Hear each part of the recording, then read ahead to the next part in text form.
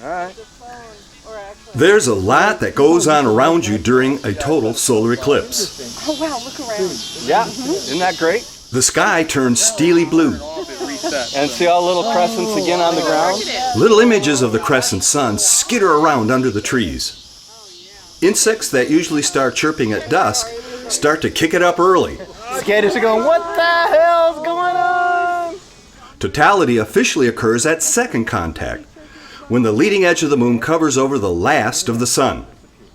But just slightly before that, you see two very special, very pretty things. First, the corona starts to become visible around the moon while there is still a bright patch of sun showing. This creates what is called the diamond ring effect, and you'll see that very soon. Second, as the mountain peaks of the moon begin to move past the last of the sun, tiny pieces of the sun show through the mountain valleys. This creates Bailey's beads, kind of like the diamond ring turning into a necklace for just a few seconds. This video is too overexposed to show you that, but they were beautiful in real life, even to the naked eye. Yeah, I looked.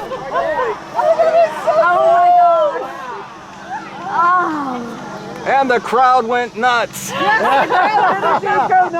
crowd goes crazy. And are the t-shirts? Now that totality has started and the celebration has died down, I have an inset from Clay Turner of Georgia State University showing Bailey's beads.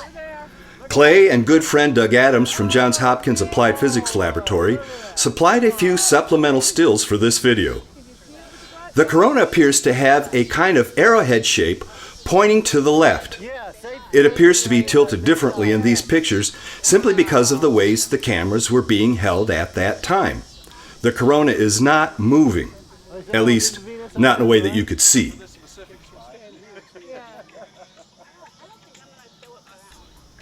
If you're not familiar with the cause of solar eclipses, it's very simple. The moon is simply lined up directly between you and the sun. In principle, you could do the same thing with a friend in a basketball. The main difference between your basketball and the moon is that the moon is outside of the Earth's atmosphere, so the sun's light never even makes it into our air. That means that the air can't scatter the light around like it does around your basketball. The sky stays bright and blue around your basketball, but during an eclipse, the sky gets dark enough that you can see the corona around the sun. Oh, yes. And by the way, Happy birthday to you. Happy birthday to you. One of the young ladies in our crew turned 16 on Eclipse Day. Her mother promised her the gift of darkness for her birthday. So of course, when you bring a bunch of crazy people with you to an eclipse, you need to have a plan B in case of clouds. You don't want people angry with you for driving 8 hours for nothing. And that's how we ended up west of Columbia, South Carolina. Turns out that there was a winery smack on the center line of totality. So in case of clouds, pop the corks. Oh, beautiful. I marked our locations on the maps with little eclipse icons.